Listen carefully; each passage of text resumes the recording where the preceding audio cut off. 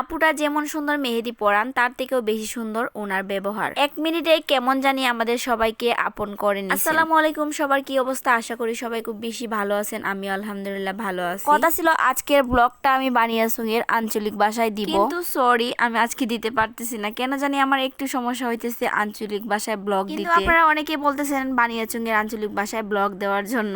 আমাকে একটু টাইম দেন, ইনশাআল্লাহ খুব তাড়াতাড়ি আবারও আমি বানিয়াচংয়ের ব্লগ শুরু করব, মানে বানিয়াচংয়ের ভাষায়। বেশ কিছুদিন আগ থেকে আপুর কাছ থেকে মেহেদি পরার জন্য প্ল্যান করতেছিলাম, কিন্তু কোনোভাবে টাইমটা যেন আমি বের করতে পারতেছিলাম না। আজকে আর লেট করিনি, আজকেই চলে গেলাম আপুর কাছ থেকে মেহেদি পরার জন্য। আমরা আপুকে নিয়ে চলে গেছিলাম একটা রেস্টুরেন্টের লোকেশনটা আমি অন্য একটা ভিডিওতে আপনাদের সাথে শেয়ার করব। এখানে অলরেডি আমি মেহেদি পরে ফেলছি আর আমার ফটোশুটও চলতেছিল। আজকে মেহেদি পড়তে এসে এমন একটা মানুষের সাথে আমার পরিচয় হলো। পরিচিত হতে পেরে আমার অনেক বেশি ভালো লাগছে। লাইফে এমন কিছু মানুষের সাথে পরিচিত হতে পারাটাও কিন্তু ভাগ্যের ব্যাপার, যার কাছ থেকে আপনি অনেক কিছু শিখতে পারবেন। উনি যেমন সুন্দর মেহেদি পরান তার থেকেও বেশি সুন্দর ওনার ব্যবহার। খুবই পরিশ্রমী একটা মানুষ। কথা বলতেছিলাম হেনা আর্টিস্ট বাই আকি আপুর কথা। আপুকে অনেক অনেক ধন্যবাদ আমাকে এত সুন্দর করে মেহেদি পরিয়ে দেওয়ার জন্য। আপনারাও চাইলে আপনাদের মনের মতো যে কোনো ডিজাইনের মেহেদি পরতে পারেন আপুর থেকে।